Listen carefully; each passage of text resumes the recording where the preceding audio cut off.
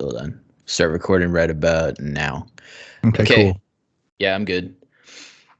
Okay, so this is episode 3 of the Omega Records podcast. Today I have a very special guest. My co host Isaac isn't here today.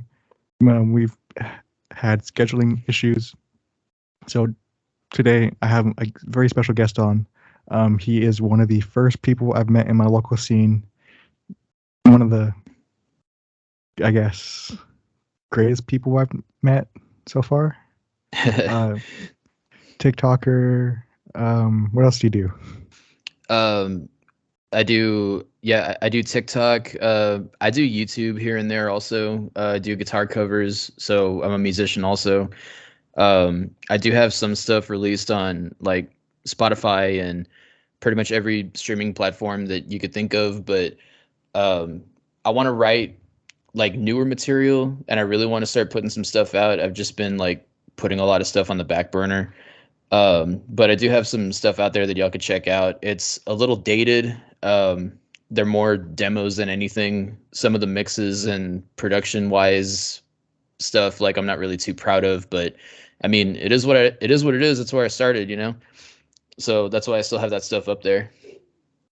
Yeah, if you didn't know who it is already, it's Matt Cantu. How you doing, everybody?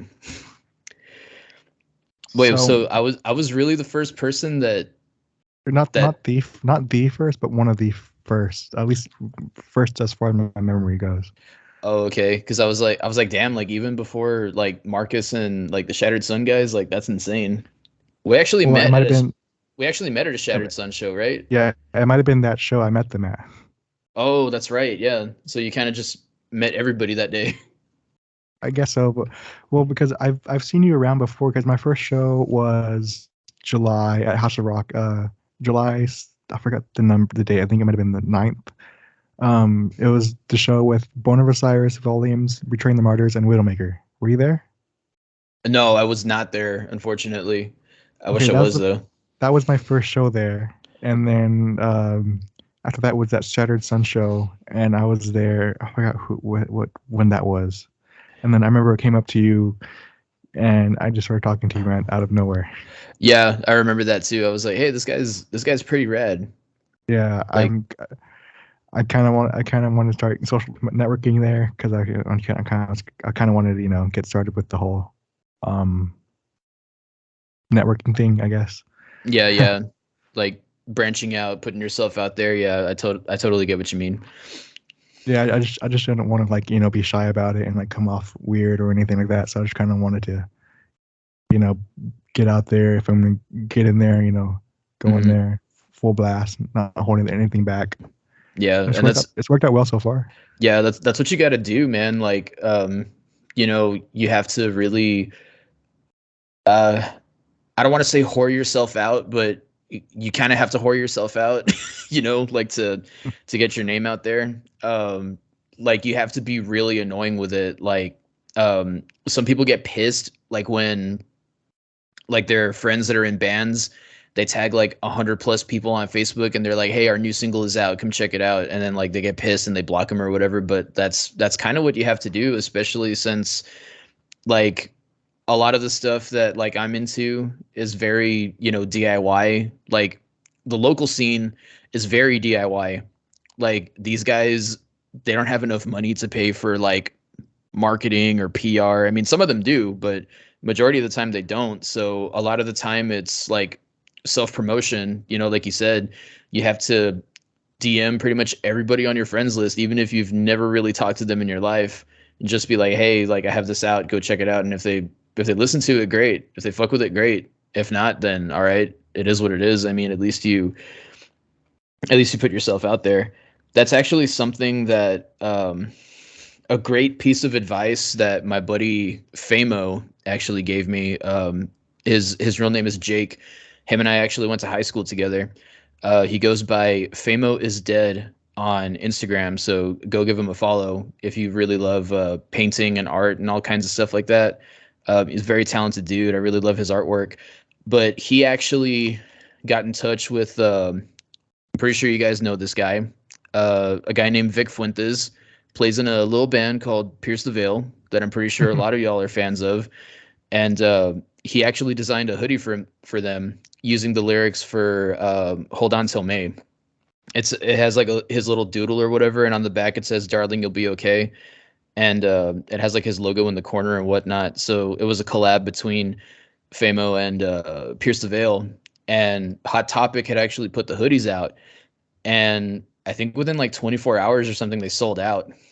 And I had asked him, I'm like, dude, how the hell did you get that connection? And he said that um, he had designed a hoodie. It wasn't a hoodie. He had designed a T-shirt for Bailey.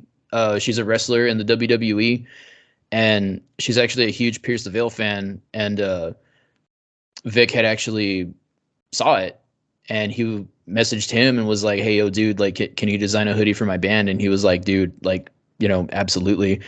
And he had told me like the way it works is, like especially if somebody famous or whatever, if they like your stuff, or especially if they follow you, hit them up in the DM and just be like, "Hey, man, like, been a fan for ages," or like, I really love your work. Hopefully we could get together and collab on something or what have you.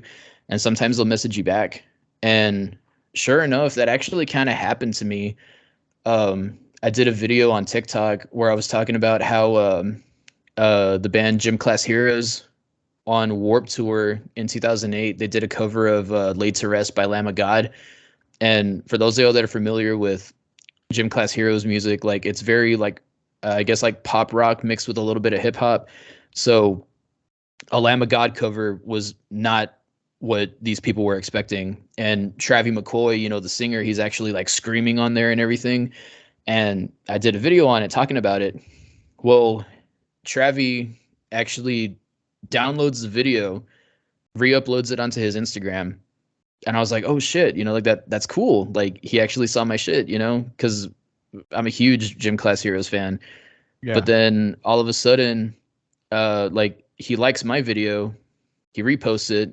I'm like, okay, that's badass. But then he comments on it and he's talking about it. So I'm like, okay, he commented. Then I get a notification. Homeboy follows me. And I'm like, what? Like, am I in the Twilight Zone? Like, is Travie McCoy really following me right now?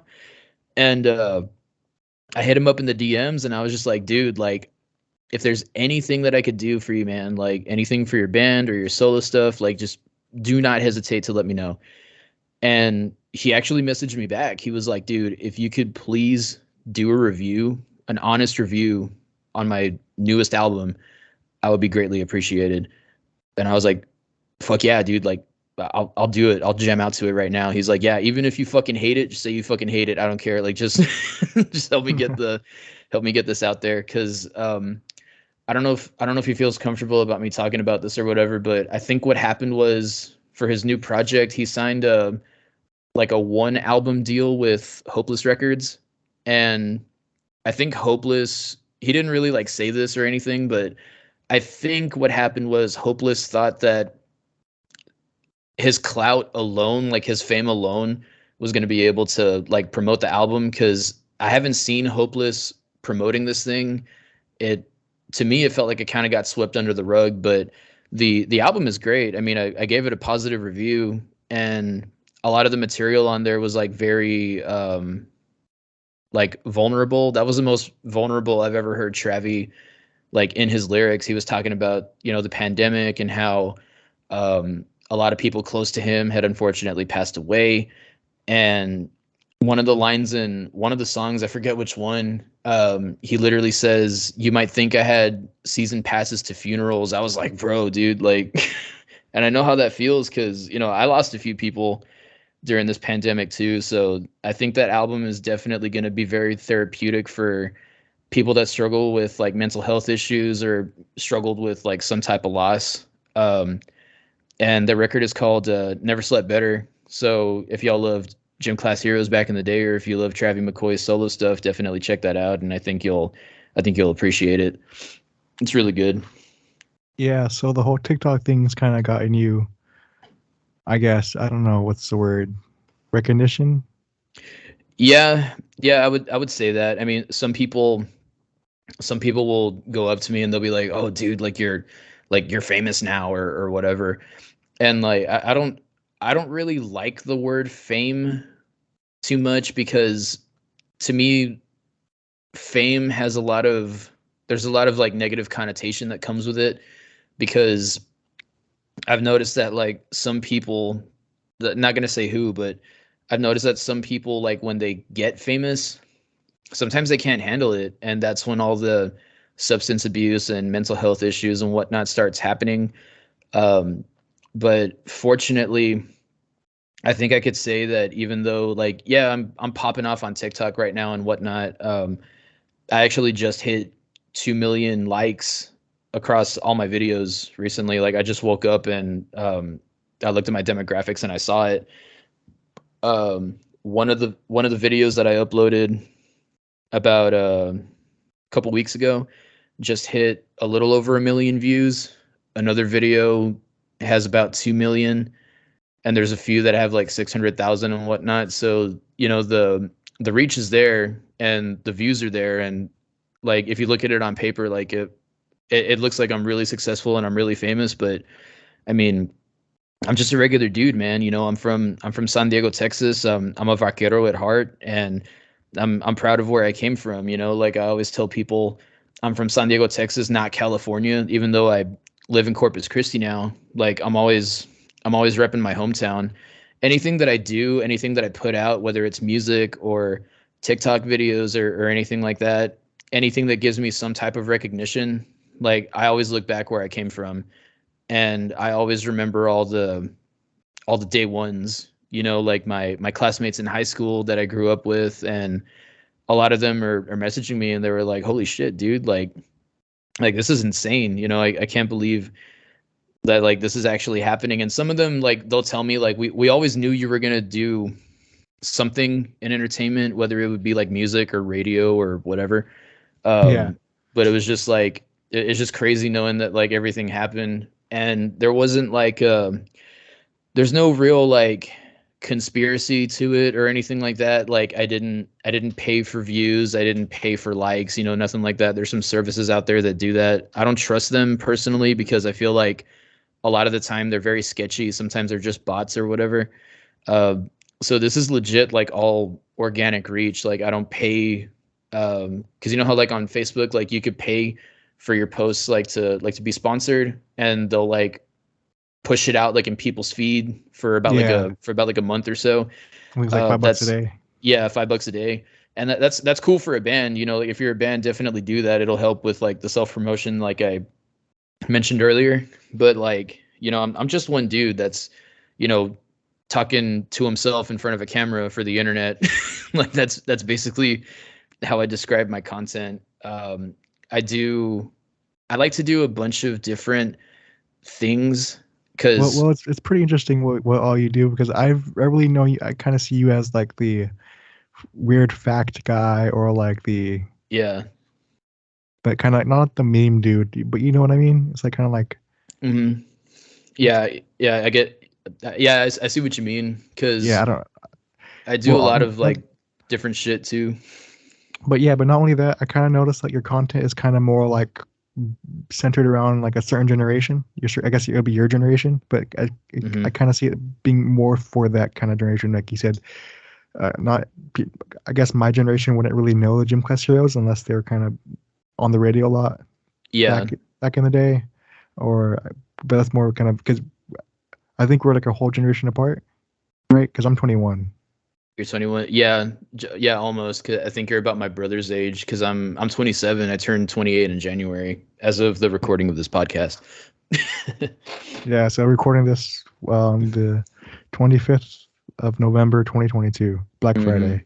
Yeah, Yeah. Black Friday. So Take speaking of it. Black Friday, did you get anything for Black Friday?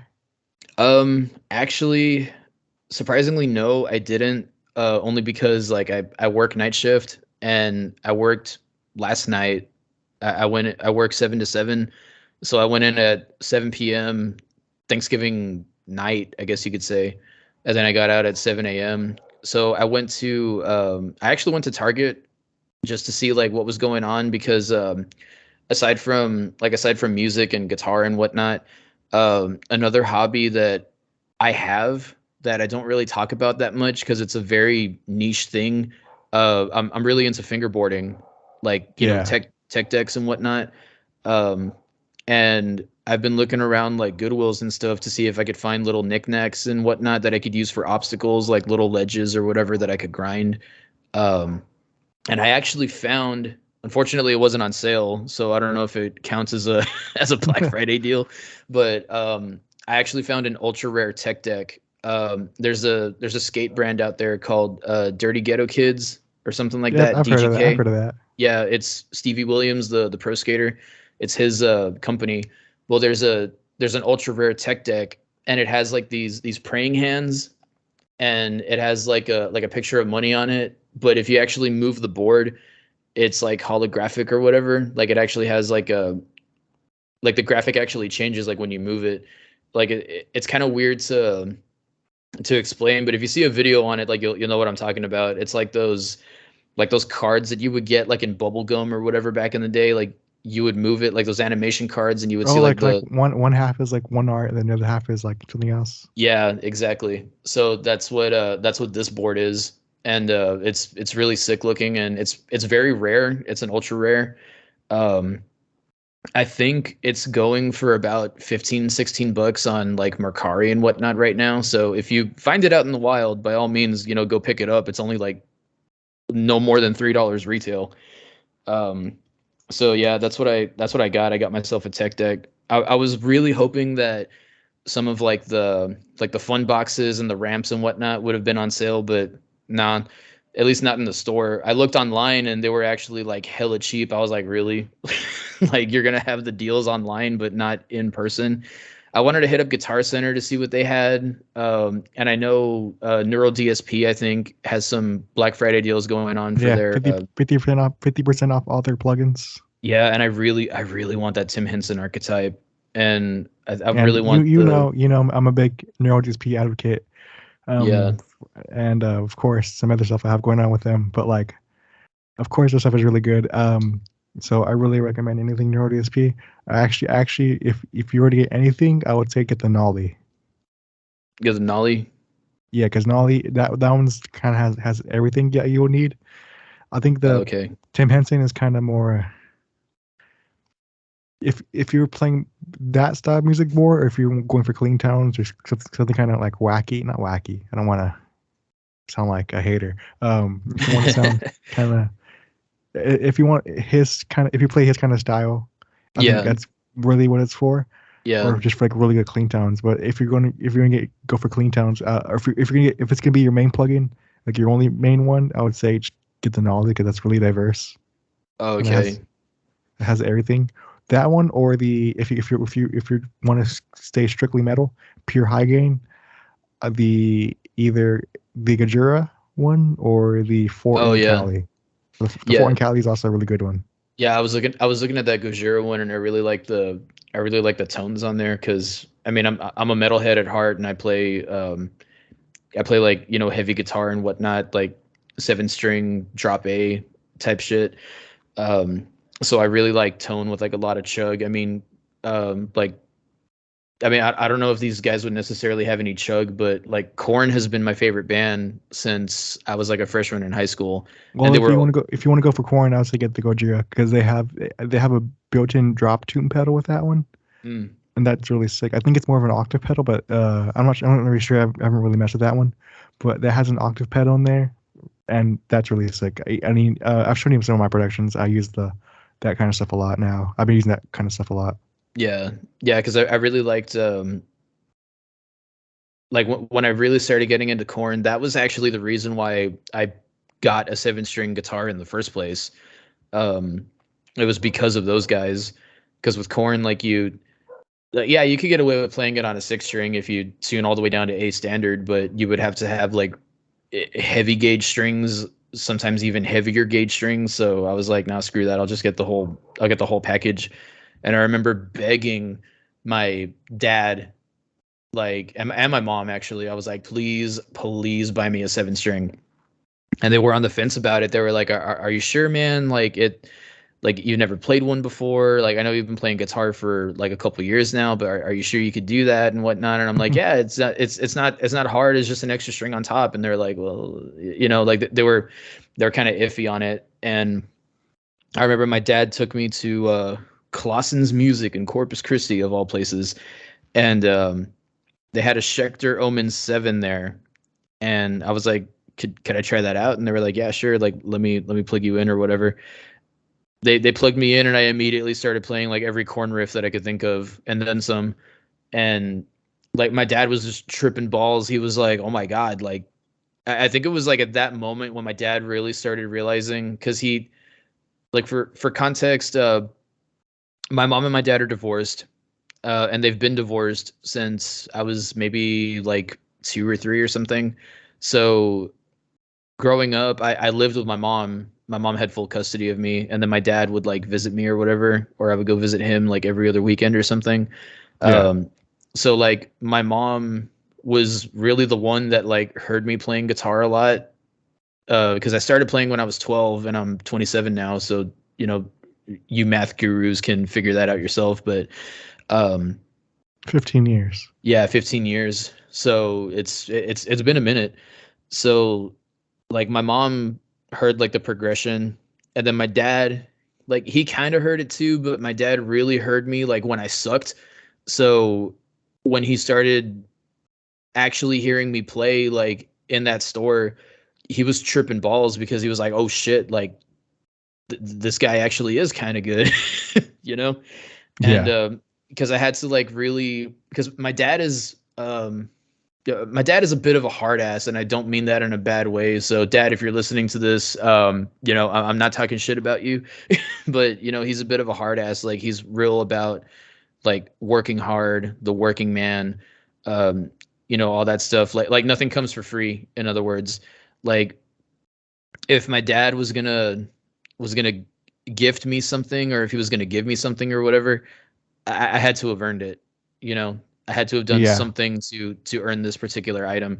So, um, I was out there, and I was doing my thing, and he was like really impressed. And um, I remember we went to Guitar Center and we found like one of those cheapy like Ibanez Geos, which I Yeah. personally didn't Yeah. like, because even my dad said my dad's not musical whatsoever, but even my dad was like, yeah, that other guitar sounds like shit compared to the other one.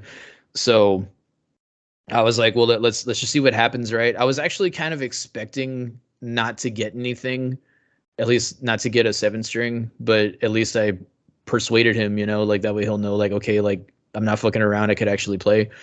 Well, that year, I ended up getting it, and that literally became my main guitar for pretty much like my almost my entire like music career. It was like So from 2010 or so to like right now. so how long was it from that day you tried it at Clausen's to when you got it? How long was that window? I'd say about maybe about 2 or 3 weeks, because I think it was around Thanksgiving, like around like the time of Black Friday and whatnot. So like late Yeah. November, early December, that's when we were like driving around trying to see like what would work and what wouldn't. Because ultimately, like the thing was, let's find a guitar, let's figure out what you actually like, we'll price it, and then we'll see if you could get it by Christmas. That's ultimately what was the goal. And yeah, sure enough, I got it, and I actually still have that guitar. But there's actually a funny story with that guitar as well, if I could talk about it real quick. Nah. Um, I'm kidding. Yeah, go ahead. yeah. No, so it's gonna sound weird, but this is the truth, right? So that guitar has a lot of sentimental value to me because it was a Christmas present for my dad. Um, I got it when I was about 15, 16, and when I was 18, I had a really bad falling out with my dad, and I told him I didn't want to speak to him again. So I literally didn't speak to him for almost 7 or 8 years, and I I can't remember off the top of my head like why I was so pissed off at him. It was honestly like some petty stuff that's like really irrelevant nowadays, but there was just a bunch of different things here and there that I was really pissed off at. And I was a senior in high school and I was 18. I was just like I was just a pissed off little kid at that point. Um, so I didn't speak to him for at least until 2020 when the pandemic hit. That's when I started talking to him again. So I literally started talking to him again about 2 years ago. So that should give you a rough idea of how long the time frame was. So Yeah. um, I met my I met my girlfriend in 2018, who's my fiance now, and 2019. That's when I actually went to nursing school for a little bit. But I moved out of my parents' house and I had like almost no money at the time. So I sold my entire guitar collection to help pay for school because my goal was I'm going to go to nursing school, I'm going to finish, and then I'm going to use like my first check or whatever to buy all, if not most of that stuff back. Um, but I failed nursing school. So that was the funny thing. I failed nursing school. uh, I had a 74 in one of my classes and I needed a 75 to pass. And there's no Dang. extra credit. Yeah, there's no extra credit in nursing school, nothing like that. And it makes sense, because like you're saving people's lives at the end of the day. And there's if you kill somebody, you can't restart. It's not Mario or Sonic. You don't have extra lives, so they treat that shit very seriously. So yeah, 74 needed a 75, and I think it was a 74.4 specifically. So like I remember I was all sad, I was all weak out, and I went home and I just fucking cried. And my fiance was like holding me and everything. She's like, dude, it's okay, man. I mean, like because my fiance's a nurse too. She's like, it's okay. Like I failed the first time. Like it's fine. You'll bounce back from it. So I was like, yeah, I'll just sell cars or something, like I'll figure something out until then. Because the way I was in the LVN program, the licensed vocational nursing program at Coastal Yeah. Bend College. So the way that works, for those of y'all that don't know, it's actually timed and planned out accordingly. So there's 3 semesters. It's the summer, the fall, and the spring, and then you graduate the next summer. So it's an entire year. But the thing is, if you fail your first semester, you have to wait an entire year to restart that semester. Okay. So if I was in nursing school right now and I failed the fall semester, I would have to wait until next fall, like next August, to do the program again. So that's why it's a huge heartbreak to the nurses, like the nursing students, when they actually fail, because you know you have to repeat you have to wait an entire year to repeat the program all over again. And it was a very small school too, so like you couldn't just like retake like a class or something like in the fall and hope for the best. Like no, like you literally had to wait an entire year. So that's what really set everything back. So at the time, I had sold that 7 string, that Schecter 7 string, at a pawn shop in Alice. And at this point, I had already gotten a job in Corpus. My fiance and I had already decided we're just going to move over there.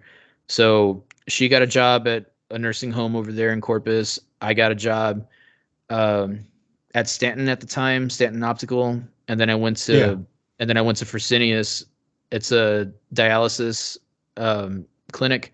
I was working there for about 2 years, and around that time, like mid 2019, we went back to Alice to visit my fiance's family, and I was like, hey, you know what? Let me go ahead and check out this pawn shop real quick. That's where I sold that 7 string. And I went into the store and I was looking around and I actually saw it still hanging. It had a crap ton of dust on it, but it was still hanging in the store almost an entire year later. And not only was it still there, I bought that shit right then and there.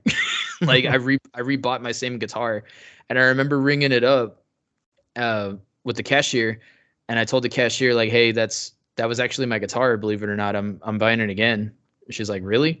and she looked it up and she saw my ID, she saw the name, and she was like, "Oh yeah, this was your guitar." And I think they had given me like $300 for it. And when I bought it, I think I only bought it for like 120. So the value depreciated like hella around that time. And ironically, I mean, obviously it was all dusty and whatnot, so I had to get it set up again. And I took it to Clausen's because my buddy Storm, he plays guitar and vocals in A Means to an End. He actually works over there as a guitar tech, so I gave it to him, and I'm like, just help me bring it back to life because like the knob was missing and all kinds of stuff from like the store, like just years of trial and error and use. Yeah. And yeah, he helped me bring it back to life, and I still have that guitar to this day. It still needs like a lot of adjusting. Like the truss rod is not what it used to be, and I kind of need a new 7 string, but that's like I said, that guitar has sentimental value to me, and it's one of those guitars where like I said, it has a story. I lost it, it came back to me, kind of like a pet, like a loyal dog or a cat or something. So even if it gets to the point where that thing is completely unplayable, I'm still gonna like hang it on a wall or something. And I had told my dad like the day that when it gets to the point of no return, where I can't do anything to modify it or fix it or whatever, like I want him to sign it because he actually has a ranch and whatnot, and he has like a thingy that he uses like to brand cattle and everything. Oh yeah, yeah, and yeah. and I told him like I don't care what you put on it. You could just sign your name. You could like draw a penis on it. Like I don't care. I just want your signature on that guitar. And he said that he would do it. And I told him like it would be kind of cool if you like either brand the guitar with that thing or if you like just draw the little logo or whatever. Like that would be so sick to me. Yeah. So are you using that guitar for anything now? Yeah, I am. As of right now, that's still my main 7 string. I haven't used it in a while, but I've played many Korn covers with it, like you would expect. I remember doing some Suicide Silence stuff, and my first band, my old band, I used to be in a band called the name is kind of cringy, so I apologize for saying this on air, but it was called Sorrow's End. Okay, really edgy. This was early 2010s, late 2000s. Okay, so the name Oh, was cool at the time. the Attack days. Yeah, and I didn't come up with it. It was my buddy Jay that came up with it. It was the drummer. He was the one that actually came up with it. But I really dug the name of that because I can't speak on Jay's behalf. I don't know if this was the actual meaning behind it, but the meaning that I took from it was we wanted our music to be therapeutic to people because I don't know about anybody else, but like when I listen to Korn, Linkin Park, or like any of my favorite bands, the music is very therapeutic to me, especially with Korn and Linkin Park because lyrically, um, they spoke about like mental health struggles and bullying and abuse and all kinds of stuff like that. And it was totally different compared to what I was listening to at the time, which was like a lot of hair metal because I grew up with some hair metal because of my mom. She introduced me to like Motley Crue, and my uncle introduced me to Ozzy and Kiss and Sabbath and like all that stuff. Def Leppard, etc. So I started off listening to hair metal, and it was cool. I liked it. I liked the sound of hair metal. I liked the sound of heavy metal and rock and roll in general, but I couldn't relate to the lyrics because I couldn't relate to a song about shooting up heroin, dying, and then having a doctor bring you back to life, or listening to a song about fucking all these women and partying. It was cool music. Don't get me wrong. I just couldn't relate to the lyrics until I heard Korn, Linkin Park, etc. Um, so that was really therapeutic to me. So when I heard the name Sorrow's End, I was thinking this is cool because like our music could be the end of somebody's sorrow. You know what I mean? Yeah. Like the effect that Linkin Park and Korn had on me, maybe our music could be that to them. That's what I was getting from it. So that's ultimately like what I thought it was. But realistically speaking, like we were just another garage band. We never made it out of the garage whatsoever. We only had two shows, both of them at San Diego High School. And but yeah, I played both of those shows with that particular guitar. Yeah, okay, that's really cool. Yeah. And then So what? I wrote like some of my early songs and whatnot using that guitar as well. Like I said, that was literally my main guitar and my only guitar for a long time. All right. So what was it about? Kind of not that guitar, but what was it really about the music that about from Corn and Linkin Park that really? What was it more? Can you go into more detail? What it was specifically that got you into that kind of stuff? Yeah. So what the reason why I gravitated toward like the new metal genre, I guess you could say, was I'll start at the beginning a little bit.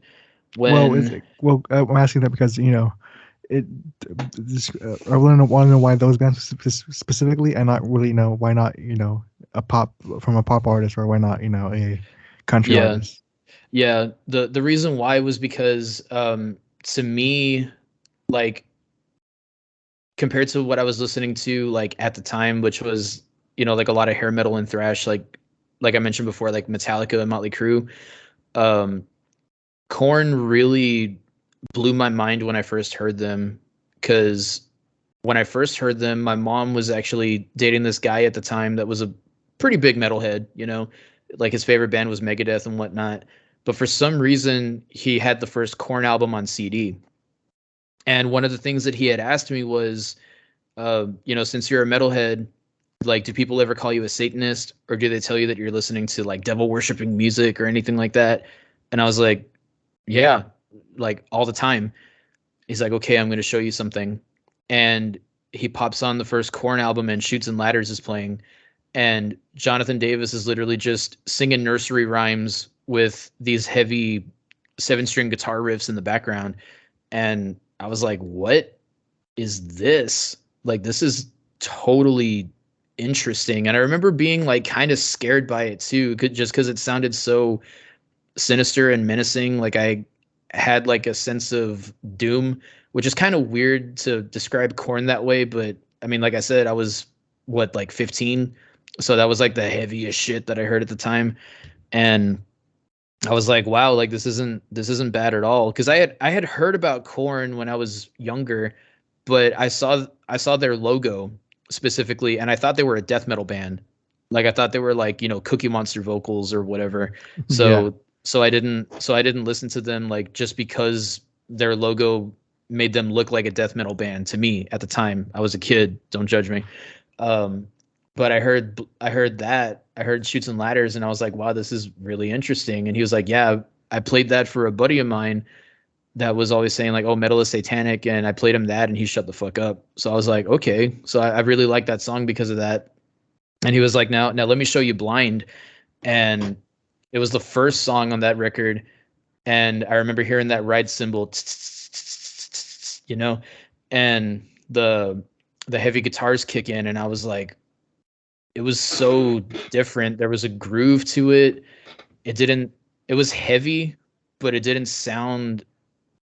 Um, it didn't sound like just straight up noise.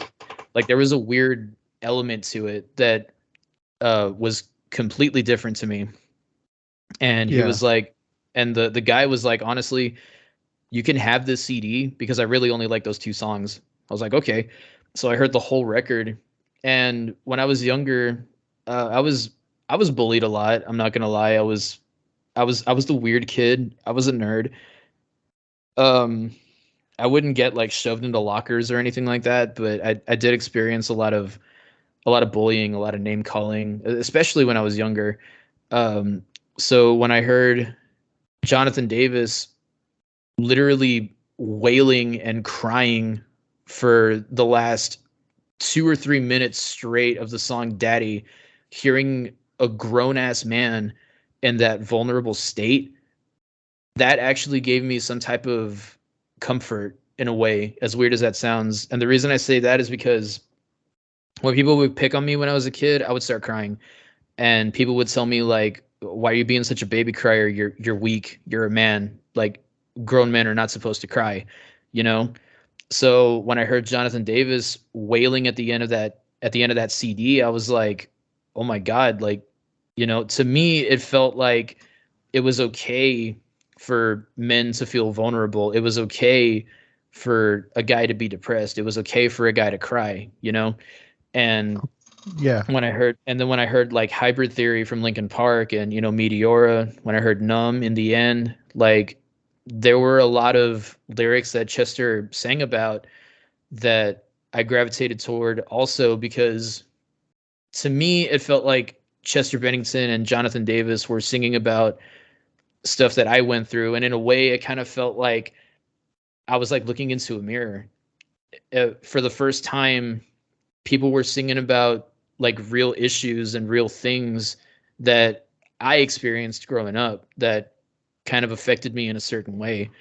So the reason why I love Korn and all those other new metal bands is because they were they were talking about real stuff and they were talking about real emotions, and it and I think that's ultimately why some people give new metal a lot of shit because the whole genre seems very whiny, like they're talking about the problems that you experienced in junior high, and and shit like that. But you know for me it was special because that was also my introduction into like heavier music.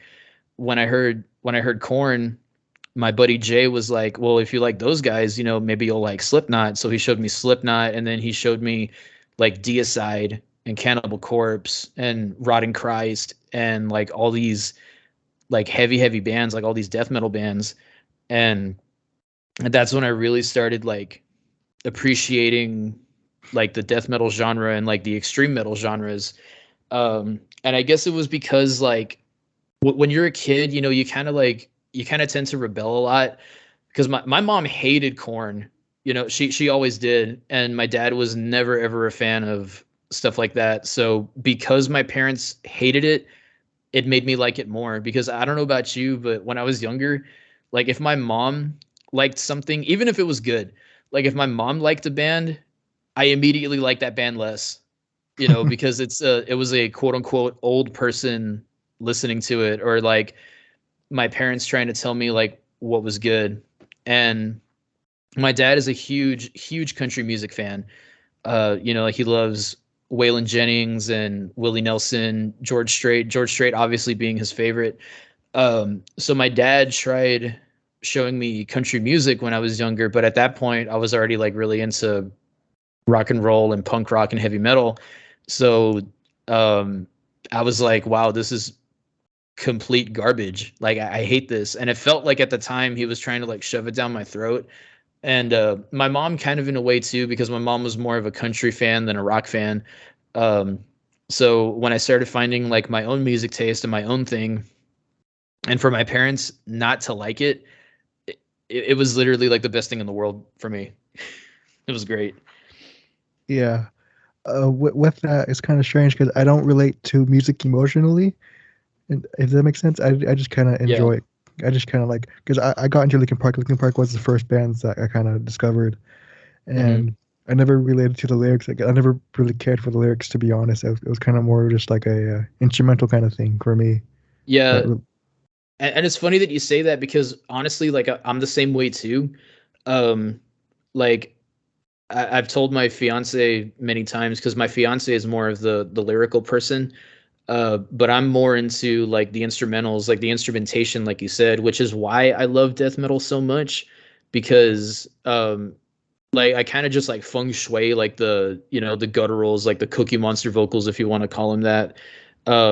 That's why I also listen to stuff like Mayhem and Bathory, like black metal, uh, just because I like the guitar work and the drums and all that stuff. Like I could jam a straight up satanic band like Mayhem, and then I could immediately put like Frank Sinatra on right after, just because it's a vibe, it's just something that I like.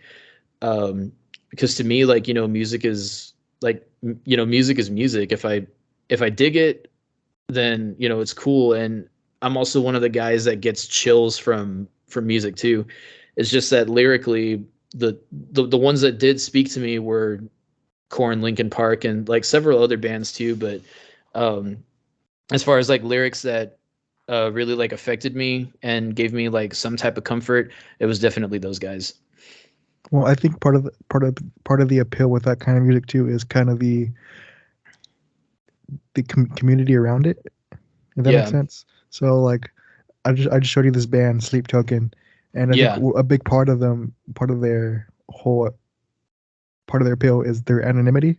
So like, no one really hmm knows who they are. No one really knows, that much. I mean, I don't really look into. I'm not really part of the fandom, but like, I never look into them, and I'm pretty sure by this point, I would have found out, at least who they are, their names, if I looked hard enough. But I think part of the appeal is that kind of that cult like thing that they have, or like other bands like Slipknot kind of have that kind of thing too. oh yeah, And yeah. plus the kind of anonymity where you don't really get to know their day to day lives like you do with a lot of people now. hmm Yeah, I think MF Doom was actually like that also, if I remember correctly. Because I remember when MF Doom died, like they actually didn't announce that he died until like a month or two later. I think he had died on like Halloween or something, and they didn't announce his death until like February of the next year. Um, and it's because like him and his family, like they were all very, very private. Um, so it makes sense too. And I guess I'm not a fan of this particular band whatsoever, but I definitely love like their overall aesthetic, and that's Ghost. Because they have like that Yeah, whole a nominee, like that anonymous thing, like they're like the band members, like the guitarist and whatnot, like they're literally just called nameless ghouls, and they just wear like the same mask or whatever, so it kind of looks like they're the same person. The only one that stands out is Tobias Forge, like the vocalist, or Papa Emeritus, whatever his name is.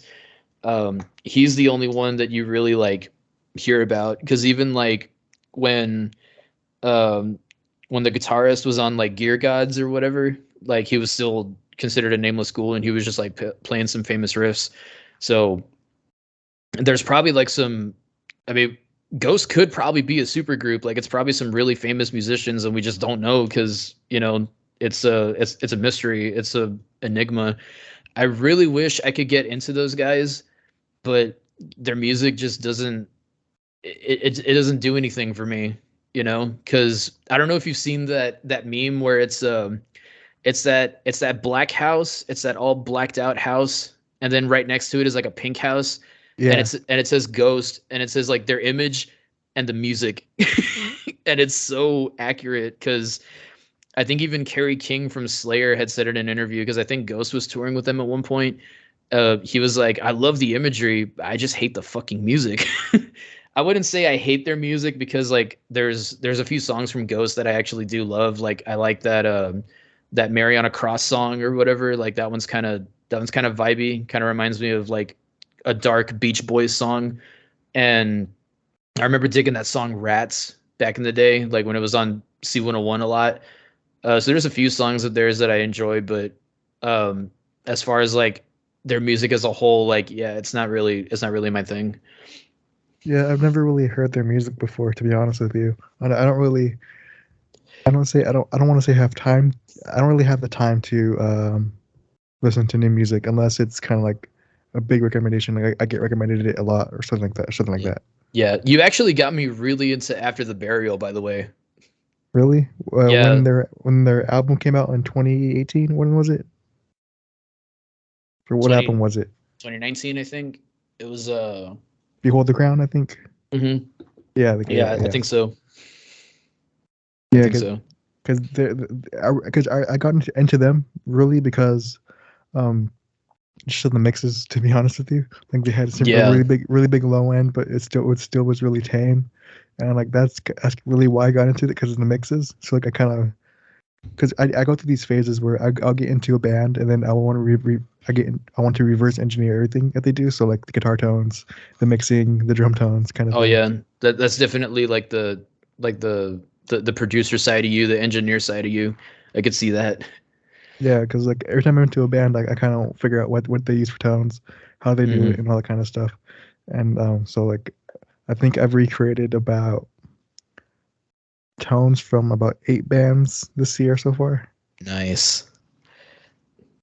That's Yes. sick. Yeah, and then with me, like when I listen to something and if I like really really love it, I'll immediately just take out my guitar and try to like learn the riff by ear. Because 9 times out of 10, like when I learn a song, like when I do my guitar covers for TikTok or whatever, that's all pretty much learned by ear. I'll use tabs as a reference. Like I call them cheat codes. Um, if I cannot figure out a certain part for whatever reason, I'll just be like, all right, I think I need to use the cheat codes for this one. Um, and the reason why like I started learning songs by ear was because when I first started playing guitar, there like the internet was getting bigger, but in terms of like guitar tabs and stuff, it was still very primitive in a way. Like this was 2007, 2008. Ultimate Guitar was not what it is now. Like there was no such thing as pro tabs, or at least there probably was, but you probably would have had to pay like an ungodly amount of money to get that service. Um, so sometimes either the tabs were inaccurate or they just didn't have them, or you had to use like those tab books. Like some of you younger listeners, you might not believe this, but yeah, in a time before the internet, we actually had to buy these things called books that had the tabs printed on them, and we had to read said book to figure the Yeah, song out. I doubt my audience is under like 20. Okay, I I doubt mean, all I my- doubt I doubt all 5 people that listen are under 20. yeah, I mean, some of my followers that are listening from TikTok, they might be a little younger. I'm not too sure, but yeah, that's why I was making that joke. Like, yeah, you might not believe this, but yeah, paper was a thing, you know. But I don't know if you've seen this guy on YouTube. It's the Art of Guitar. He actually Maybe. he actually has a series of like bad tab books, and like he'll get like tab books from like Iron Maiden and Metallica that were written like in the 80s or 90s, and he goes through them, and dude, some of them are so bad. And that's how a lot of us had learned these songs, through those really crappy tab books. So in a way, if you really think about it, we were kind of learning all these songs wrong. And when and sure enough, like when I first started playing guitar, like I learned some of those riffs the wrong way too. And it wasn't until like maybe 10 years later when I was like, oh shit, that's how it's actually supposed to be played. Like with like for example, like Sweet Leaf by Black Sabbath. That song is in C sharp standard. I had no idea. I was playing it in standard tuning like for years before, yeah, like years before I even like really started like diving into um like more like when I started taking guitar like a little bit more seriously, like when I actually started practicing and really like looking into different tunings and whatnot. Yeah, the whole time I was playing that damn song in standard. Had no idea it was in C sharp. Yeah, kind of one of the weird things about tabs is because I have people that are that are big names in the industry. Um, Shout out to Monty Connor from Roadrunner. Yeah, Roadrunner. Mm. Um, but so I had people that do have their own tab books out, or that do have tabs out somewhere on the internet, and they would tell me that, oh, these other people, they would just hire someone to figure out the songs and write the tabs for them, or like that kind of thing. So I was like, it might not be like the tabs are wrong. It could be just be like um, just the person they hired didn't know how to play it. And You know what? so Yeah, and that makes sense too because like Rob Flynn from Machine Head, he was on Ola England's YouTube channel recently, and he was I forget what Machine Head song he was playing. I think it was Obsidian or some shit like that. I totally forgot. Um, but he was playing the riff to that song. Like Rob Flynn was playing the riff, and Ola was like, "I've been playing that song wrong this whole time." And Rob was like, "Yeah, like like the harmonics are done over here, and everybody plays them over here for some reason." And Ola was like, "Well, I got that from the tab book from back in the day." And Rob was like, "Yeah, that tab book was not authorized by me. I didn't write that tab book. That was not me." So yeah, you're right. Like 9 times out of 10, like even though it says official tab book, it wasn't. It didn't have the band's stamp of approval, and I don't Yeah, think a lot of people realize that. that's something kind of funny. I got kind of learned going into this industry and like how like time management works because people, these artists, there's a actual price on their time, and they don't see, Oh I yeah. guess, value in not that they don't see value in writing doing the tab book. It's just that I think it's more down to cost, money management, and like time and just the return on it kind of Hmm. thing. Yeah, it makes sense. Because But it's all that is like business and stuff too. I mean, like, you have to really plan that stuff out like 6 months to a year before said item even comes out. Yeah, and I think with the vinyls, like that's even more insane. Like because with vinyls, if you're like a big band, it takes like at least 2 years to get vinyls figured out. Oh yeah, and Because like I think that's because vinyl has like had like a huge resurgence recently too. not only that, it's that like you have to sell like a certain amount of them to even begin making a profit on them to where it's reasonable. It's a reasonable cost for the consumer, Oh and yeah. the kickback you get is reasonable to make at least 20% of the money back, kind of thing. Hmm. But it's pretty strange with how it all works. And then that I've never messed with vinyl, but like it's a pretty interesting technology. I don't know if you've ever like Yeah. done some deep thinking on how it works. Yeah, yeah. I've seen like how it's like made and everything, and the whole idea behind it like really really fascinates me. I would love to have like a vinyl collection. There's only one record that I have on vinyl right now. Well, technically two. Um, and one of the records is obviously Linkin Park's Hybrid Theory. I picked it up at Walmart. It was on sale, so I had to cop that, obviously. That's really cool. Um, but then the other record that I have, I think it's more of an EP. There's actually a band from San Antonio that I met recently, and I'm actually friends with those dudes now. They're like a Midwestern emo band. Okay. They're called Love Again, and they have an EP out called What I Left Behind, and it's actually on vinyl. And the vocalist for that band, when I met him at the show, he was actually like really chill, and he was like, "Hey, dude, I'll tell you what, like I'll give you the vinyl for $10, and I'll give you a CD for free." I was like, "Wait, are you serious, man?" Like, and he was like, "Yeah, yeah, go for it, dude." I was like, "All right," so I did that, and yeah, it was really different. It was really interesting.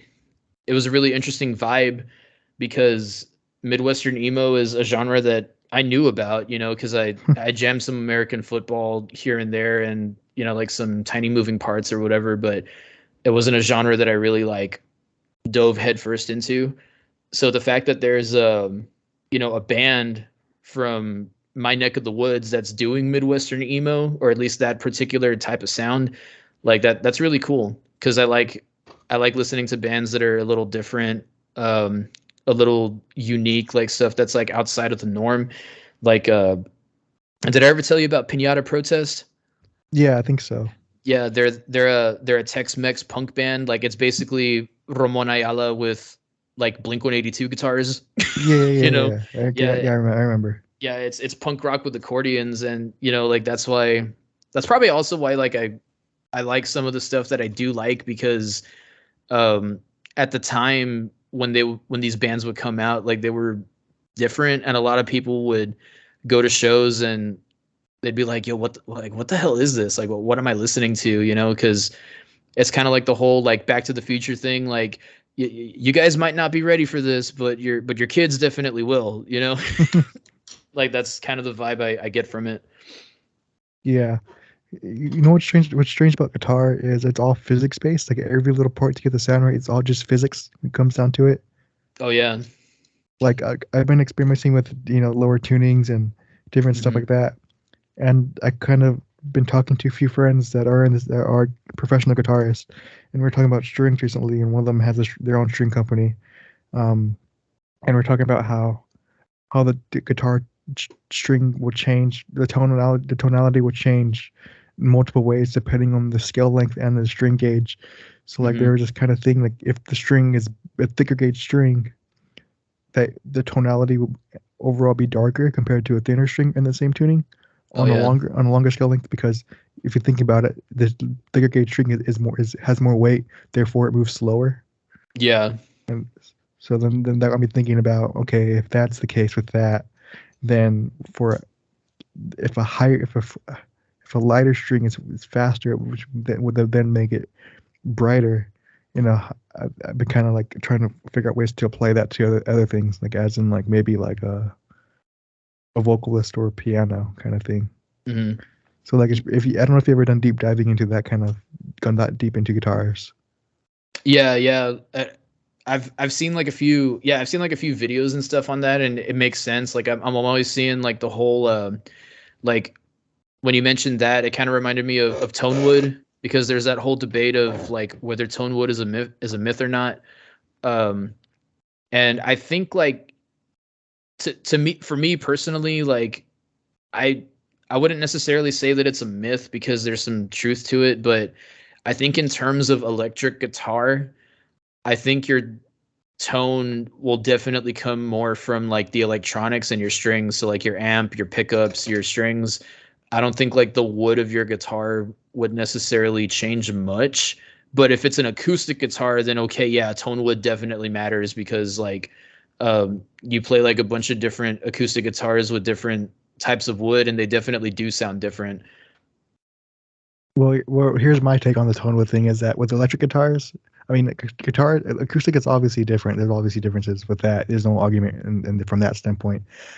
But also, it could be argued that it could just be the way it's built, like a bolt tone compared to a neck through or that kind of Ah, thing.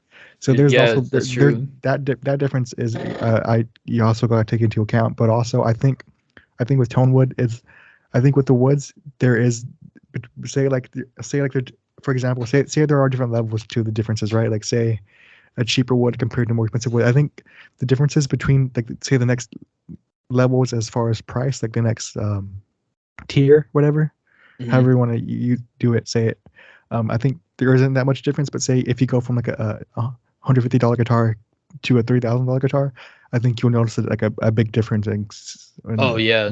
out from that. Even if you swap the electronics to be identical, I think there'll be noticeable difference from that perspective. As as much as I would like to think there wouldn't be, I mean, then again, you could also argue that you could make the tone similar just by changing the settings on the amp and the pedals and all that kind of stuff too. Yeah, yeah. But but I think also what matters about the tone wood too is the way it lasts over time, because there's Hmm. the cheap woods. They're all they the cheaper woods are typically softer, so those kind of warp easier, and those hold tuning don't hold tuning as well. Oh And something yeah. with a higher guitar, like say for example a roasted maple neck, Yeah. that cooks all the moisture out of the guitar, so there's no moisture in there for it to even warp in the first place. So I Yeah. think that kind of stuff would also affect the tone over time Yeah, and the density. I definitely agree with that, because like build quality overall definitely does matter, because um like for example, you could go to a pawn shop and you could probably find like a Squire Strat, right? Like I think every guitarist has owned a Squire Strat at some point, but that 200 $300 Squire Strat is gonna sound hella different compared to that like $1,400 Fender, like the actual Fender Stratocaster, because the quality, like you said, is gonna be hella different, and there's definitely gonna be a noticeable difference, especially like years down the line. Because have you ever seen like those? Have you ever been into like a pawn shop and you can tell what the cheap guitars are, because like the tuning keys and whatnot are all rusted, and then like you see like the Yeah, nice one, and it's like, oh yeah, this is an authentic like 1980s Gibson Les Paul, and it's like in pristine condition even though it was played for like 30 40 years. It makes perfect sense. yeah, and like I said, the electronics, they do make a difference, but obviously you can change the electronics out easily, and that's why the top recommendation if you have a cheap guitar is to replace all the electronics, because Hmm. that really affects the tone. Oh Have you yeah. gone down the pickup rabbit hole and all that kind of stuff? Yeah, like I have shout out to my buddy Andres from Kingsville, because I actually bought this off of him. He has this like entry level, I guess you could call it entry level. It's an entry level Jackson Rhodes. It's not the actual Randy Rhodes signature guitar, but it's modeled after that, if that makes sense. So like there's no Floyd Rose on it. It's just standard bridge. Like there's no tremolo system whatsoever, no whammy bar at all. There's no locking tuners, nothing like that. It's just a basic bare bones flying V. But he was selling it for dirt cheap, and I picked it up, and I remember plugging it in, and it sounded good. It sounded decent. But I found on Facebook Marketplace somebody was selling an EMG 85, I believe.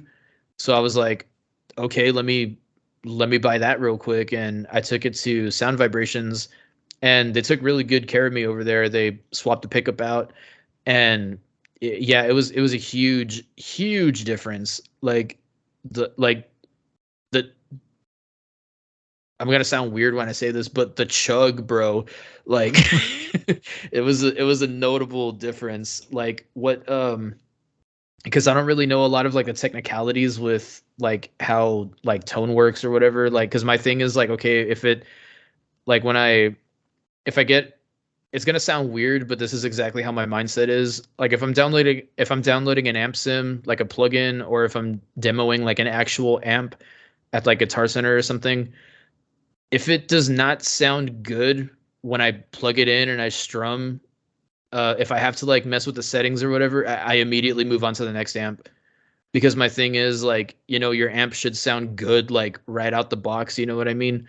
Um, so like when I plugged it into my interface and whatnot that first time, I was like, okay, like this definitely could use some like some changes. So when I got that 85, it was like it was like a totally different ball game. Like my tone had like a little more crunch to it when I threw the EMG in there. And I also have an EMG 81 that I want to put in the neck. I just haven't gotten around to doing it yet.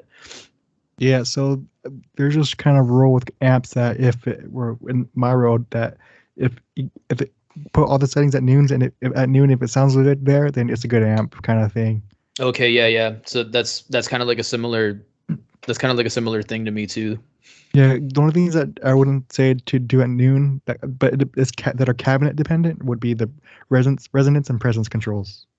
Oh, okay, Because yeah. those kind of affect the. I think those kind of affect the. I see those. I see those more as cab controls as opposed to amp controls. But also with the EMG pickups, I don't know if you want to get into the science of it, but the reason why those are so popular for metal is because those push out the mid frequencies more on the output. That makes perfect sense. Yeah, because I was gonna say that, but I didn't want to sound like a dumbass on air if I got something wrong. So I'm glad No, that you clarified that. those push out the mids more, and that's why they're kind of like more kind of Hmm. intriguing for more people. But there have been a lot of newer stuff that have been coming out that's like there's some pickups that I'm interested in that are the what is his name? It's a signature with bare knuckle. Devin Oh, Townsend. Devin Townsend. Yeah. Yeah, 'cause I saw his pickups had this thing where on the pickup selector you could it's a custom selector knob where you push it in sideways, and it changes the I think it splits or something like that. I forget what it does to the pickups, but it's like it's instead of it being a normal 3-way, it turns into a 6-way because it has two like sides you can push in on. Hmm. If that makes sense. Yeah. It's pretty interesting, and I kind of want to try that out on a nice guitar. But I don't have a Yeah. nice guitar. I don't have a nice guitar. I don't have the nice guitar. I have a nice guitar, but it's not the nice guitar for that. Yeah, I got you. Is it that ESP one that that you had, No. or which one? I don't have the guitar. Well, the nice guitar I have is my Fender Strat. Oh, that's right. Yeah. I remember I seeing mean, that one. but only other guitar I have is that ESP, which is cool. But that's I guess permanently in drop C. That's what it's set up for. Yeah. And then I have my Jackson Dinky 7, which is really cool. Which is my test guitar for different stuff, Oh yeah, basically. that one's really cool too, because that one's like a like a more affordable 7 string, but it sounds really good. I was actually thinking about picking up one for myself, but I ended up buying your 8 string instead. Actually, I ended up buying that Ibanez off of you. Yeah, that's really cool. I there was a I think 2 weeks ago there was like a day or two where I kind of was like debating if I should sort it or not because I've been in kind of the mood for A-string stuff a little bit recently, Hmm. and I was kind of like, oh, shouldn't I have sold it? I shouldn't have sold it, but then like, nah, it's cool. Yeah, I mean, Um, I'm taking very good care of it though. Don't get me wrong, and yeah. I'm having a lot of fun with it too. I'm gonna learn that. I'm gonna be learning that Sleep Token song pretty soon, so I have it set in like drop E flat or whatever it's called. Um, Which song was it? Because I sent you two songs. I sent you an offering and then sent you hypnotize. I think it was. Just I because think there's one with the piano and there's one with the clean guitar with the chorus on it. it was the offering. It was the Okay, offering. Yeah, yeah, yeah. that one's really good. Yeah, I was gonna learn that one because I really like the groove on that. Because I've been trying really hard to get into more like 8 string bands, which is kind of why like I was kind of debating if I should even buy the 8 string first. Because I bought a 7 string because Korn, obviously, and Suicide Silence, and a bunch of different bands that I would listen to. They were all using 7 strings. Because I don't know if you would agree on this, but like, would you say that 7 string guitar has kind of become like the standard nowadays in modern metal? Because I think it Yeah, has. I think I met someone not too long ago whose first guitar was a 7 string. Yeah, like a lot of new guitarists like coming out the gate, like they're starting off with 7 strings, like they're automatically going into drop A. Um, and it makes perfect sense too because like once Corn came out, I think everybody immediately like just started wanting to get lower and lower and lower. Because like Suicide Silence was playing in drop A, and a lot of other bands started experimenting with lower tunings. Like I know this album gets a lot of crap, but I love it personally for like weird reasons. But that's Saint Anger by Metallica. There's actually I know I had a feeling you were gonna do that, but yeah, the mixing and the production is absolutely awful, but the songs, at least instrumentally to me, are really good. Like some of their more underrated riffs are on that record. And that was the first time that they've tuned to like drop C. I think a few songs are in C sharp, but there's one song in particular, and that's Invisible Kid. That's actually in drop G sharp. So I think James Hetfield at the time had used like a baritone ESP Viper, um, but it's a 7 string tuning. So even the mighty Metallica was using lower tunings at that time as well. So I wanted to get like into more like 8 string bands, which is why I was really glad that you showed me After the Burial because um, it sounded like they were using a lot of like 8 string stuff on there, and obviously Deftones is uh like one of the more mainstream bands that are using 8 strings right now. Well, have you heard After the Burial's older stuff? They have I forgot the album, but it's with their old guitars before he passed away. Um, but their old guitarist Justin Lowe, Uh-huh. he had a signature Ibanez 9 string. Oh, that was him. I remember seeing that like way back in the day, and I was like, holy shit, like 9 strings are a thing too. And I think Lucas Mann from Rings of Saturn, I think he's got one as well. Yeah, I think the album I'm thinking of specifically is Wolves Within. What was within? Yeah, yeah, Yeah, I think so. yeah.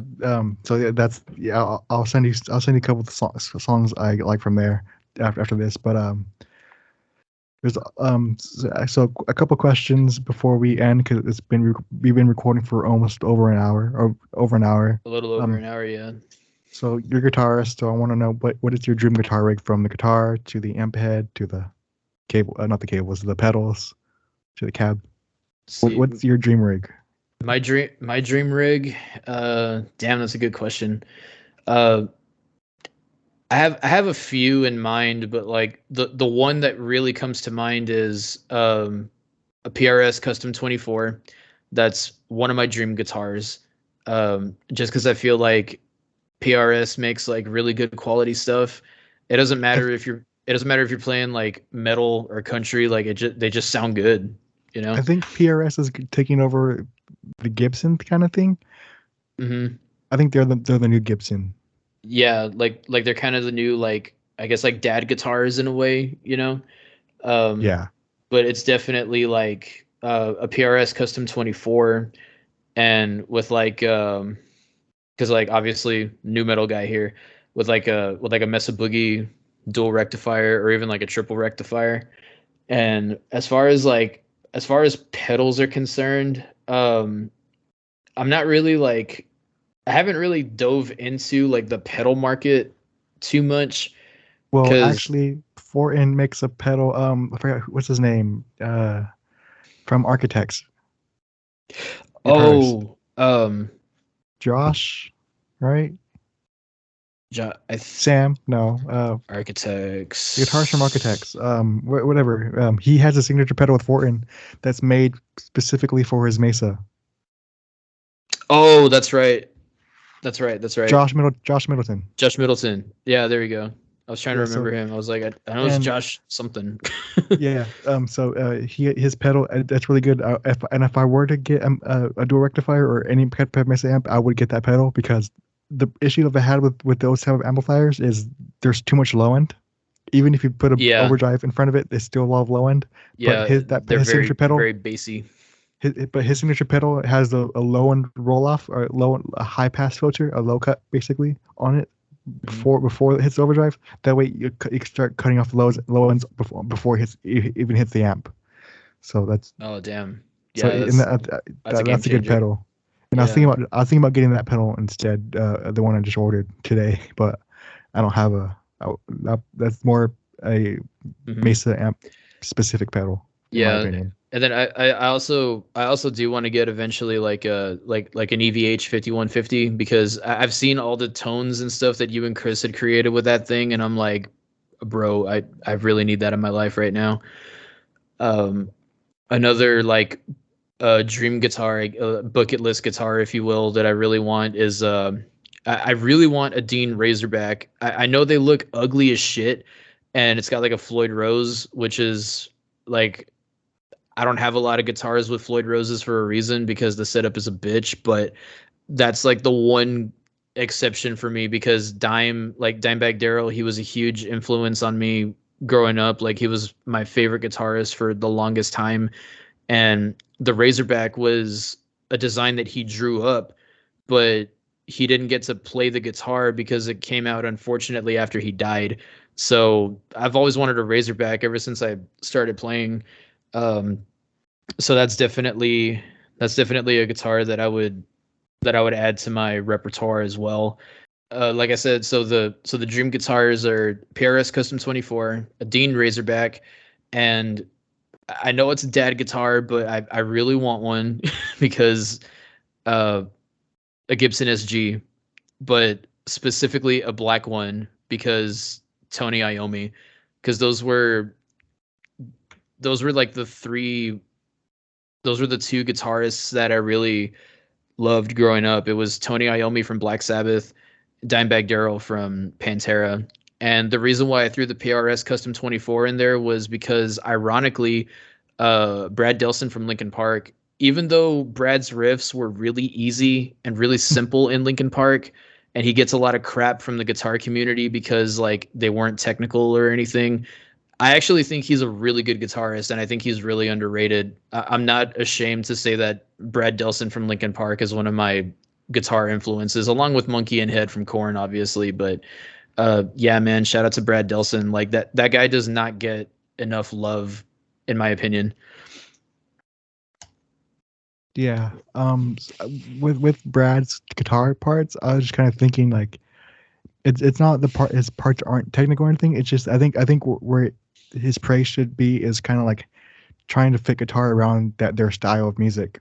Yeah, yeah, because he had to, because with a band like Linkin Park, you have all these different elements. Like you have Mike rapping, you have Chester screaming and singing, and then you have Joe doing the turntables and sampling, and there's a lot of electronic stuff going on, like with the hip hop elements. So you have to figure out how you can write guitar around all of that and make it sound cohesive and make it sound great. And the thing with Brad too is a lot of his riffs I've noticed, like since I know how to play like pretty much 90% of Linkin Park's catalog, like the thing with Brad is he relies a lot on feel. Because if you play the intro riff to One Step Closer, for example, right? Um, Even Brad had said in an interview that there's guitarists that are out there that do like guitar covers of that song, and even guitarists that are like way better than him, like guys that could just pick it up and just start shredding. They have a lot of problems with that intro riff. They have a lot of difficulty with that riff because it's based on feel, and there's like that harmonic in there in the beginning, and uh it's it's kind of hard to like really get on time because of how much of a feely riff it is, you know. Like it's not really, I know it's probably like set, I know for sure it's set to like a tempo and everything, but like if you're playing it live, like you'll know what I mean. Like it sounds kind of weird, like it feels weird to play. Yeah, I think I've kind of I get that. If you wanted to get into technical guitar stuff, I gotta show you this band called Car Bomb after this that you will really like. Oh hell From a yeah. guitar, they do a bunch of pitch shifter kind of stuff as they're playing. Like one riff where they have like the pitch shifter all the way high as it could go, and then delete the next second it's literally super low. Oh So it sounds nice. really cool. It's Yeah, I love pitch shifter stuff. I yeah, actually want, it's not what you think though. It's yeah. kind of insane. There's a song I gotta show you. Yeah, but so as far as amp and cab, anything specific you want to go off of? Let me see. Yeah, just off the top of my head, like like I said, the dual rectifier for sure. And I like I really I kind of like the orange amps, but I could never get them to sound good like to me. Like I would have to really mess around with them, but I really like when they sound good, they sound really good because a lot of like grindcore bands use them, and I think Megadeth at one point was using them. At some point, I think Dave Mustaine had like an orange cab on stage at one point. Um, so I definitely love the orange stuff, even though I personally cannot get them to sound good. I probably just suck, but um, yeah, orange is another brand that I love, and I have a soft spot for Marshall just because like you know they were kind of, I don't know if I would say like the industry standard, like way back in the day, but I kind of grew up on the Marshall sound, you know, with a lot of the older bands that I jammed out to from like the 70s and the 80s. Um, so I really have like a nostalgia thing for that Marshall sound, that classic Marshall sound. Yeah, so going back to the whole orange amp things, I think literally the last five guitarists I've talked to have all brought up wanting to try orange amps, which is kind of interesting. So Hmm. I might give it a consideration. But the experience I've had, I have had with orange is that they kind of are dark sounding compared to everything else. I don't know Yeah. if that's what you experienced, but they feel That's exactly what I was experiencing too. Because like Storm, for example, he uses orange, but he has like all these pedals and stuff too that he like throws in there, and he'll dial in his tone, and it sounds really good. So you would probably have to have like a pretty decent pedal setup as well, along with the orange amp to give it like a pretty decent tone. But like I said, if you really take the time and effort to learn them and dial it in, like it sounds really good. okay. So what about cabs? Let me see. Cabs, Yeah, I'm not. I guess I Cabs, I'm, imagine cab. yeah, pretty much. Yeah, pretty much a matching cab. Just because, like, I'm very. I mean, I'm not opposed to like mixing them or whatever. It's just like I'm very OCD. So if I have a Mesa Boogie head, I would want a Mesa Boogie cab. You know, like just to complete the look. Um, but I mean, Why not? I Well, wouldn't mind experimenting though. would you consider debadging it kind of thing? Oh yeah, yeah. If you like say you're using like a Marshall head with a Mesa cab, you know what I mean? Hmm. Yeah, I I think wouldn't mind doing that. Yeah, debadging it wouldn't be a bad idea. yeah. Um, I kind of like to ask this, but what are you using to record this podcast? Um, why the fuck would you ask me that? It's literally just an Audio Technica microphone, USB plugging straight into my computer. That's it. And it Nothing. sounds really good. Yeah, nothing. Yeah, nothing special. Nothing. I mean, I do have a. I know a lot of people are gonna barf when they hear this, but I do have like a Scarlett 2i2 that I usually use for everything. But since this mic is USB, I had to plug it directly into the computer. So that's what I'm using to record the podcast with. As far as like my guitar covers go, though, I do use the Scarlett because I'm gonna be real with you. I'm a bedroom guitarist at the end of the day, so my guitar will plug directly into the Scarlett, and then that'll plug into my computer, and then I go into Reaper, which is my DAW of choice, And and mine. yeah, and I'll load up my amp sims and whatnot. So that's why I was saying like I'm gonna see if I could take advantage of those Black Friday deals, especially with the Gojira one that you were telling me about. Because right now the only two that I'm really using are because they're free. That's why I was using them because I'm cheap as hell. It's um it's Fluff, the YouTuber. I'm using his free amp, and I'm using Stevie T's as well, but I don't really use Stevie T's that much. I just kind of have it downloaded. I'll use it for like little things here and there, but for the most part, it's usually Fluff's cab that I'm using. And there's also um, this other one that I use.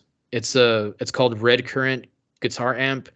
I think it's like a Russian thing because I had to change the language settings from from like Russian to English. So I think it's a Russian company that uses it, but it's another free plugin, and that one sounds really good. Um, it's got a lot of it's got a lot of that like grimy, punchy, chuggy goodness that I look for in my guitar tone. And as far as for your recordings, are you doing any mixing on your end or? Yeah, I do some mixing, but it's like very, very, very, very basic.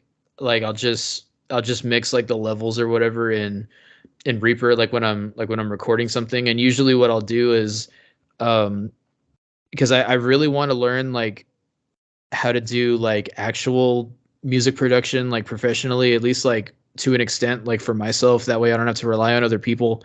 But usually what I'll do is I'll just send like my because I had a song that came out last year. It was called State of the Union, and it was a very tongue-in-cheek song. It was a political punk rock song. It was about like uh storming the like it was like storming the Capitol and all that stuff, like real fuck the government type shit. But but yeah, it was just a joke because I grew up listening to a lot of punk rock as well because of the Tony Hawk games. So I wrote this punk song, and my buddy Tony, who actually plays drums in that cover band Rock and Riot, so shout out to him if he's listening. He actually helped me out with the bass and drums for that song. He helped me write. That's why it says featuring Tony Lee on there. Um, I don't know if you know this, but today is his birthday. oh damn, you're right. Thank you for telling me. I gotta text that guy. Shit. Happy birthday, Tony. Sorry, buddy. Um, but yeah, he helped me out with the bass and the drum parts. And what I did was I got all those files together and I sent them to Joey Campos, I believe was his name. He was actually the lead guitarist for another buddy of mine. I have too many friends in the industry right now. My buddy Robert Ray. He sings country music. He's from Alice. Me and that dude go way back, like all the way to like second grade. Um, so Joey used to play lead guitar in Robert Ray's band, and he ended up leaving he ended up leaving that band, and he started doing like production and stuff on his own. So I just sent him like those files, and he helped me like mix it and master it and whatnot. Um, but now that like you and I have gotten a lot closer, and we've actually worked on a few things together too. Like I could literally just Not really. I could literally just I ask mean, you to help me stuff. we've written together, but I don't think we've really worked together yet. Yeah, not yet. I mean, like I said, we did work on we worked on like one song together, right? I think. Or have we Yeah, worked and on a couple? I think we might have been two, but I think that Yeah. hard drive might have lost the file. Oh damn. Or I might So have deleted. No, I still have it. I think. I lost one of the sessions. But or not because I was re-recording that song we did, one of the oh, songs we that's did, right. Yeah, yeah, and yeah. I went to go delete. What was it? It was something. It was like because I accidentally made a copy of the session, but I deleted both of them. So like, but I still have the originals. But I mean, it's Oh, fine. okay. Yeah. Yeah, we'll definitely finish that up Yeah, or but whatever we decide to do with it. for mix up, I got you. What we could do for that to make it easier on your end, on my end, is you could just send me like a song that you do, like kind of like something that you do, right? Hmm. Send me it all. Then I could use all the stock Reaper plugins and kind of get like a rough mix going for you that would use that as a template. Oh, okay, that sounds good. Because I was Yeah. actually, oh, you know what? I kind of have an idea because um, I actually wanted to cover the Aqua Teen Hunger Force theme song for like the longest time, and it's like less than a minute long. So we could probably use that just to Okay. experiment. I think that would be Yeah. cool. All right. So we've been recording for almost um an hour, or An has it hour been and a 2 hours? half. Almost an hour and a half. Yeah. So we wanted here. Everything related to Matt will be linked in the script and where links go. I guess the description, maybe the Mhm. iCard if I want to do that. If I'm not being too lazy, Sounds good. probably just the description. But yeah, so look there for all his links. And then yeah, it's been a great podcast. Hell yeah, man. Thank you for having me. This is actually the first podcast that I've ever been on, hopefully the first of many. And if you guys want to follow me on social media, my handle is literally Matt Cantu Music, all one word, and that's for everything: TikTok, Instagram, Twitter, what have you. Definitely check out my TikTok if you're into uh, deep dives, fun facts, and trivia on some of your favorite bands and artists, and especially if you love, tech decks and fingerboarding, as well as guitar covers and whatnot. I try to do a little bit of everything, so I'm not just linked into one particular bubble. So if that's your vibe, definitely give me a follow, and if not, then leave me a hate comment or something. I have no idea. Yeah, it would all be linked hopefully in the description. I'll get the links from you after this. But yeah, thanks Cool. for being on here. I guess that's it. Alrighty, man. You take care. You have a good one. Right, you too. Bye bye.